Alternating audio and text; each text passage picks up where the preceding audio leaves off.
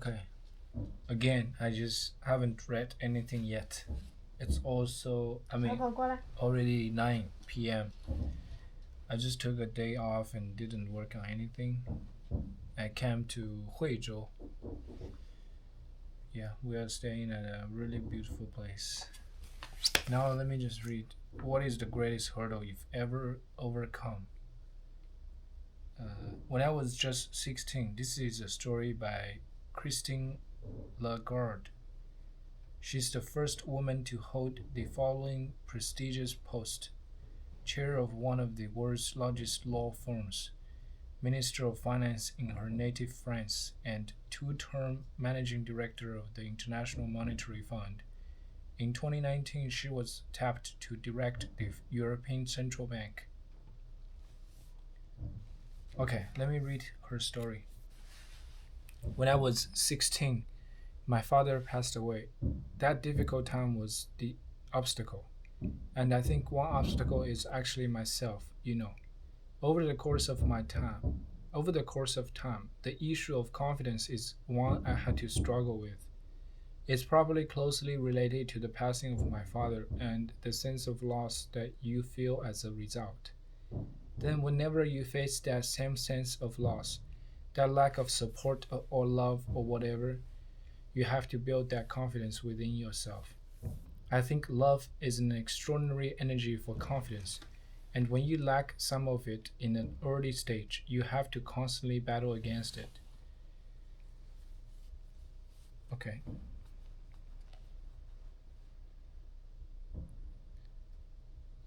Another story by Taylor Ann Smith, a self-described queer woman of color. Smith is getting a marine biology master's degree at California State University, Northridge. She's in National Geographic's Women of Impact community. Being raised by a single mother with no involvement of my father was really challenging. I grew up watching my mom struggle to pay bills and to feed my sister and I, but we never went without her love. Poverty and homelessness were two experiences I wouldn't wish on anyone, but they made me a stronger person. Growing up near Chicago, I never got to study the ocean like I dreamed of until I received a scholarship to study at the Duke University Marine Lab for a semester. I conducted independent research, made connections, and grew as a scientist. I never thought someone like me could do all of those things. All right. I suddenly got more interest in reading, so let me just read something else. Uh, Kenyan Chief. Okay. From this, let me see.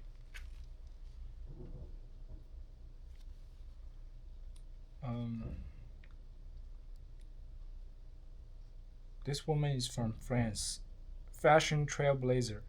Christian Dior artistic director Maria Grazia Churie breaks up in laughter as she and her couture studio head wrangle an elaborate cape.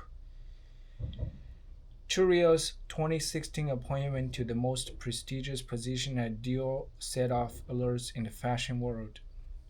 In his 72 years as a leading couture house, Dior had never been before put a woman in charge. Churia has used fashion to promote women's rights and issues. She stressed runway models in shirts saying, "Sisterhood is powerful, and we should all be feminist." It is naive, she says, for international groups. Wait, hold up. I skipped a page. Let me continue here.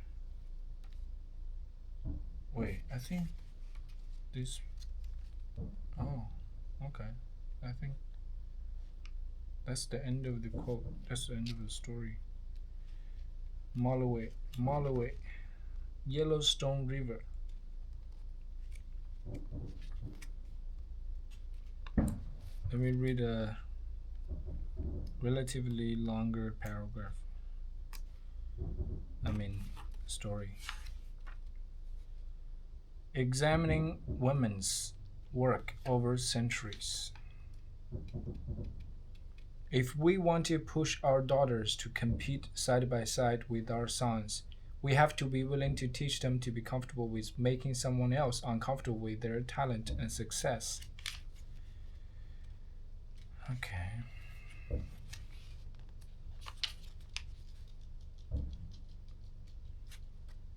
I guess I just read from the very first page. Votes for women.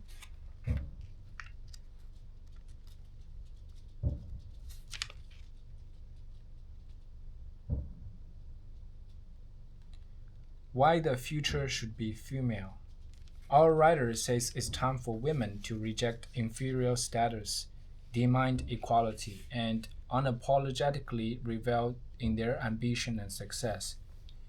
When I headed off to college, my mother gave me a piece of folded up paper with a message she thought I would need. She wrote it longhand on a page torn from one of the little notebooks she kept by the phone. It said, "No one can make you feel inferior without your consent." Oh wow, I love this. And no one can hurt you without your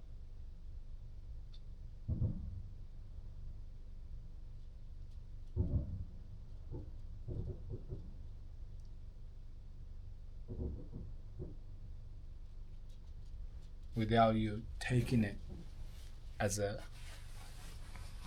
as a as an attack.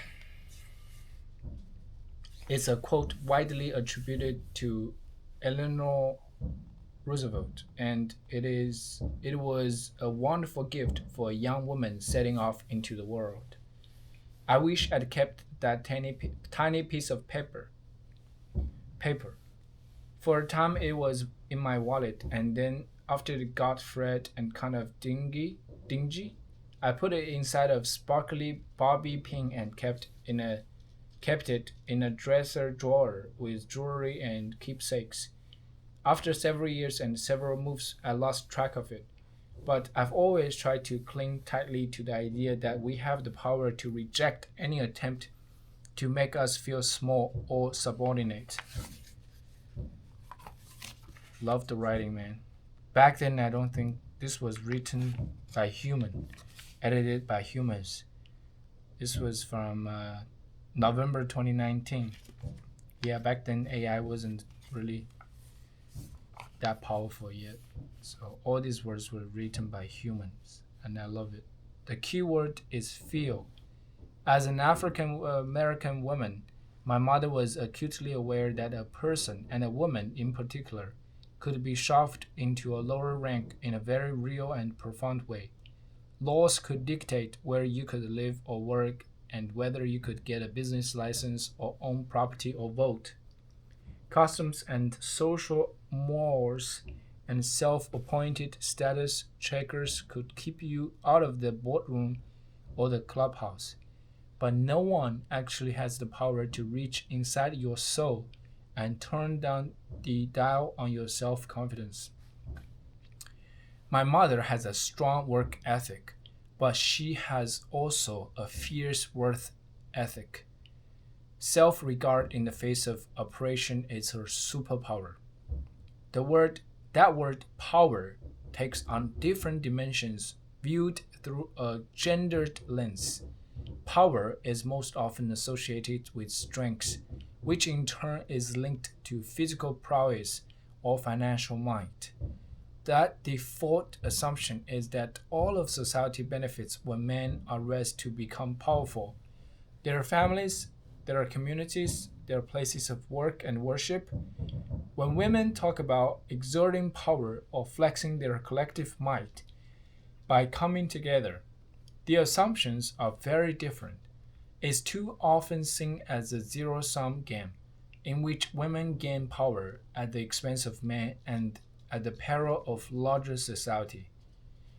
Let me repeat this paragraph. The word power takes on different dimensions viewed through a gendered lens. Power is most often associated with strength, which in turn is linked to physical prowess or financial might. The default assumption is that all of society benefits when men are raised to become powerful. Their families, their communities, their places of work and worship. When women talk about exerting power or flexing their collective might by coming together, the assumptions are very different. It's too often seen as a zero-sum game in which women gain power at the expense of men and at the peril of larger society. Okay, here's the question. Could we finally be at a turning point? I came of age during a period of protests in the streets. Women have been marching and picketing and demanding their rights for my entire life. And as with the most movements, progress comes in fits and starts. Times of setbacks and periods that feel like a whoosh of momentum.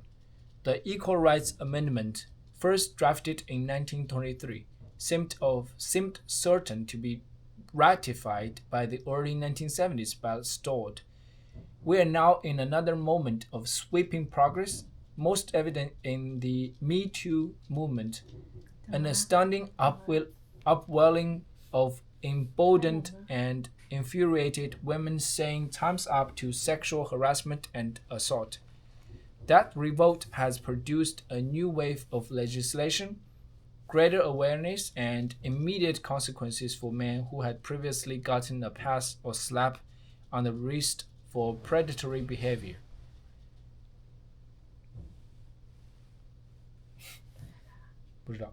Veterans in the struggle for women's rights used to disappointment are hoping this really is a long-lasting movement, not just a moment.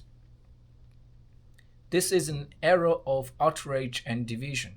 While there are strong reasons for optimism, we are witnessing an age when 6 women can stand on debate stages in the United States and credibly argue that they should be elected to the most powerful office in the world, and when a woman is the Speaker of the House of Representatives. We live in a time when a woman can become a 4-star general or an Oscar-winning film director or Fortune 500 CEO. Around the globe, women are gaining unprecedented power. They hold a majority of seats in the lower house of Rwanda's legislature. Nearly 2/3 of the Spanish government's cabinet ministers are women. The only country that banned women from driving, Saudi Arabia, has finally allowed it. Women have led almost 1/3 of the world's countries. In a seismic development, the U.S. women's national soccer team dominated the World Cup with such force, consistency, and chutzpah that it outperformed the U.S. men's team in victories. Viewership 他在干嘛？不知道，他在门口吗？他现在回来了。他刚刚在门口吗？对啊，他是不是想下出去洗手间呢？有可能。And pop cultural status. When you mention American soccer today, the women are the ones who symbolize the sport. But we still live in a time when those megastars are fighting in court to ensure they are paid the same as the men. Actually, it's not even about the equal pay for equal work. It's equal pay for demonstrably more successful work. These are women who strut their success, reveling in their triumphs on the field and becoming role models. 他不用尿，没尿。那出来呢，宝贝。那你请问是啥意思呢？无聊啊。In a seismic development, the U.S. women's national soccer team dominated the World Cup with such force, consistency, and chutzpah that it outperformed the U.S. men's team in victories, viewership, and pop cultural status. When you mention American soccer today, the women are the ones who symbolize the sport. But we still live in a time when those megastars are fighting in court to ensure they are paid the same as the men. Actually, it's not even about equal pay for equal work. It's equal pay for demonstrably more successful work. These are women who strut their success, reveling in their triumphs on the field and becoming role models for women seeking to challenge the basis for their second class status. For centuries, women have been viewed as the weaker, more vulnerable gender. They have been rendered inferior, not necessarily with their consent, but with considerable help from social constructs and scientific research. British journalist Angela Sani documents how science has long defined and confined women in her book Inferior: How Science Got Women Wrong, and the new research that's rewriting the story. Sani argues that male scientists used their studies and influence to amplify their own attitudes about gender and racial inequality. The results of their work hardened sexism into something that couldn't even be challenged. And to make sure that women didn't have the chance to prove the science wrong, they were denied the ability to flex their intellect or fully develop their talents. Much of the research that tagged women as the weaker sex was flawed or biased. A body of work counters that early science, showing that women possess intellectual capabilities equal to their male counterparts, while men have greater physical strength and a height and a weight advantage. Studies show that women have a distinct edge when it comes to resilience and long term survival. So, why do men hold more power than women today? Why does gender inequality persist? The explanation is so often. It's just the way it's always been. That's simply not good enough. And that justification should crumble in the face of evidence showing that places with policies hampering or oppressing women lose ground economically. Take Asia as an example. Slightly more than half of the region's women's work, and those women are paid less than men. Gender norms, barriers to education, and entrenched cultural forces could maintain that status quo. But analysts warn that countries impeding the advancement of women will pay a steep price. The consulting firm McKinsey and Company estimates that the regional economy would gain as much as $4.5 trillion in annual GDP by 2025 if women were no longer sidelined in the Asian workforce. Every country on the planet should take notice. Those t shirts and posters should read, "The future is female," should warn instead, "The future better be female." But the obstacles to power are deeply ingrained and aren't easily overcome. You can write laws telling people that what they can and cannot do, but you cannot legislate their feelings about themselves or others. We are still ambivalent about women and power. Studies suggest that women are more apt to be deemed unlikable or untrustworthy if they are perceived to be powerful, brash, or openly ambitious. Traits that, by the way, are seen as management material in men. New York University professor Madeleine E. Hellman conducted a series of studies to investigate the reaction to successful women in jobs traditionally held by men. In one experiment, she asked undergraduates to review nearly identical profiles for employees holding the position of assistant vice president for sales in an aircraft company. One of the employees was named James, the other was named Andrea. They were in the top 5% in the employee performance reviews and described as stellar performance or rising stars. Their profiles provided no background on their personality or character. The student rated Andrea as more disagreeable and uncivil than James, who got more glowing responses. That means the well worn gender tropes don't just describe how men and women allegedly behaved. Hellman found they also set a template for what behavior is suitable, and that behavior is directly related to the attributes that are positively valued for each sex. Women who are kind, caring, and gentle are valued and rewarded socially. Women who are ambitious, strategic. Women who are ambitious, strategic, or direct, not so much. As a society, we demonstrate a degree of trepidation and surprise about women taking the reins of power because it's still a novel concept. Women who become police chiefs and ship captains and construction supervisors are not just held as mavericks, they are also practically portrayed as unicorns.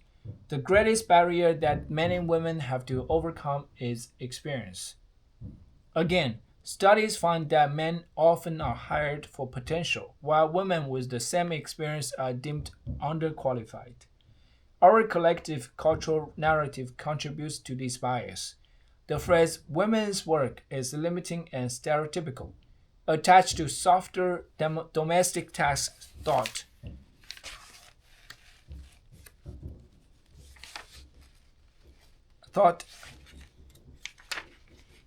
to be the province of women. Cooking, cleaning, tending, gardening, but historian and activist Lisa Unger Baskin has been exploring women's work going back 7 centuries, and she has found quite a different story. Women have been holding up half the sky while toiling in jobs considered men's work. It is so important for our girls and for women too to see what they can and be. So it is not just in their imaginations. Unger Baskin told me recently, and it is so important for men, for us all really, to see female accomplishment because over centuries humans have been conditioned to see women as the weaker, less capable sex, when all around us there is evidence showing that simply is not true. Unger Baskin has spent a lifetime trying to add to that evidence file, amassing an astounding collection documenting women's work through photo- photographs, photographs, books, trade cards, artifacts, personal letters, and ephemeral. She believes her collection, housed at the Sally Bingham Center for Women's History and Culture at Duke University, is the world's largest record of women in work and professional enterprise. Women have worked and succeeded in occupations long seen as the province of men, as laborers, scientists, printers, navigators, and mechanics, sometimes purposely keeping a low profile to avoid reproach, but most often invisible simply because of their gender. I think that the stories that we can glean from what I put together from my collection say something about power, something about this enfranchisement. Unger Baskin said the assumption that women did not do things that were always made male dominated is just not true. Her collection grew out of curiosity and umbrage. She traveled to book fairs and rare book auctions looking for signs that women were reading and getting educated and working all along. She discovered that women were allowed to inherit and run a printing press if they were vetoed because the work was so important and the expertise so rare. As a result, there were several significant women printers in colonial America. She discovered that Sarah Clarkson was working as a bricklayer in England in 1831, that Madame Nora led a troupe of glassblowers who traveled the United States in 1888 making whimsical sculptures, and that Margaret Bryan introduced math and astronomy into the curriculum at her girls' school in London in 1799. She discovered that Mary Getna Anglesey wrote a widely translated mathematics textbook in Milan in the mid 1700s, and that the German naturalist and illustrator Maria Sibylla Marin made the first observations and drawings of insect metamorphosis in natural settings. As a collector, Unger Baskin often was not taken seriously. That worked in her favor as she snapped up documents, books, personal letters, needlepoint engraved civil, things that no one wanted or understood, often for just $1 or 2 at bookshops, book fairs, and flea markets. She talks about her discoveries as if the women she rescued from anonymity are old friends. One that breaks her heart was an enslaved woman called Elsie, who lived in Virginia. Unger Baskin found her story on a fragment from an 1831 medical certificate in which a physician described a device to hold up Elsie's prolapsed uterus so she could be made useful again. His subject humanity was of little interest, but her labor was so important that he was tasked with getting her back on her feet. Unger Baskin said this particular devastating story shows how women through time have been considered inferior and yet essential. Enslaved and indentured women are included in the collection, along with items from Harriet Beecher Stowe, Emma Goldman, Elizabeth Cady Stanton, the Bronte sisters, Virginia Woolf, and Sojourner Truth. Unger Baskin sees her collection as a real view mirror that can guide women as they move forward, imagining a future that is attainable but avoiding the mistakes of the past. One of those big lessons is inclusion. Aspirational women's movements of the past, reaching all the way back to the 18th century, have been led by and centered on white, educated, upper class women. Even abolitionists fighting for the rights of the enslaved often kept those women at a distance socially. Sojourner Truth is known for rattling the conscience of the nation with her "Ain't I a Woman" speech, but there were tensions between Truth and abolitionists such as Dove. Truth was Truth was not a Southern enslaved person. She was in the North, and she was in the New York State with Dutch owners. Unger Baskin said she was self-sufficient, spoke well, dressed well, and acted too much like an equal.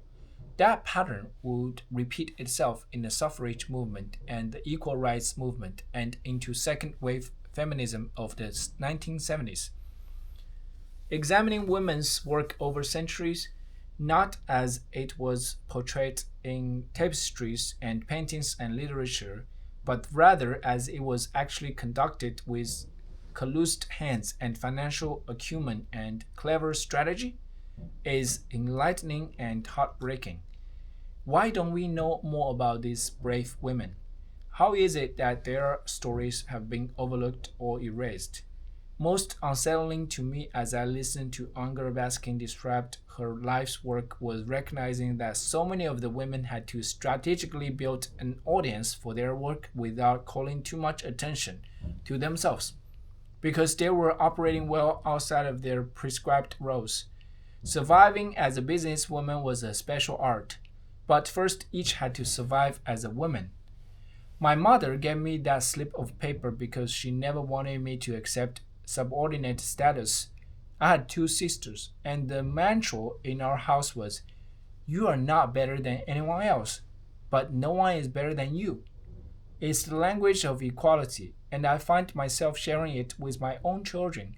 But is it the language of power? If we want to push our daughters to compete side by side with our sons, we have to be willing to teach them to be comfortable with making someone else uncomfortable with their talent and success. We have to teach them that the discomfort is not theirs to solve. Power has its own language. Captains are powerful. Titans are powerful. Ringleaders and pace setters are powerful. Now ask yourself, when you were reading those words, did an image of a woman pop into your head? If the answer is yes, take a bow and let's hope your outlook is contagious. But if not, thanks for your honesty and let's get to work. I have always admired the writer and producer Shonda Rhimes for her storytelling gifts and monumental success at the production company that bears her name.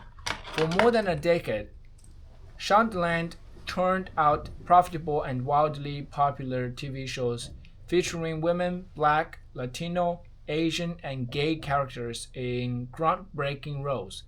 Rams now has a multi-million-dollar production deal that gives her complete creative freedom. Her success as a woman of color in Hollywood is beyond impressive. But what I most admire is her unapologetic embrace of her phenomenal success. She has no hesitation describing herself as a titan, which she surely is. Power has been denied women for so long that it can often feel like a garment designed for someone else. A generation of women are challenging this. U.S. soccer star Megan Rapinoe, tennis great Serena Williams, Susan and Annie Wozniacki, sisters who are the CEOs of YouTube and 23andMe, General Motors CEO Mary T. Barra, TV superstar Oprah Winfrey, and all the women who have inspired the Me Too movement that rose up to challenge a system that flagrantly disregarded women's rights for decades. When the stories of sexual harassment in Hollywood and then finance and then journalism and then everywhere exploded into a drumbeat of yes, titans dethroned for sexually abusive behavior. A small group of women began meeting in Hollywood every day to collectively demand changes that would protect and uplift women. Their effort ran parallel to the Me Too campaign to raise awareness about sexual harassment. The Hollywood group was looking to create a movement, not a moment, and they called it Time's Up. All of Half of the early attendees and many of the financial supporters were women of color, and as their numbers grew with each week, so too did their focus. Okay, I think I couldn't finish this. There are more chapters, pages. It fired me up. When I read these words, I just feel like words is just truly powerful. When you read something like this, you can just totally get like moved, and that's the function of words. That's the purpose of writing. Okay, I'm going to meditate now. I didn't expect myself reading for so long, but I enjoyed it.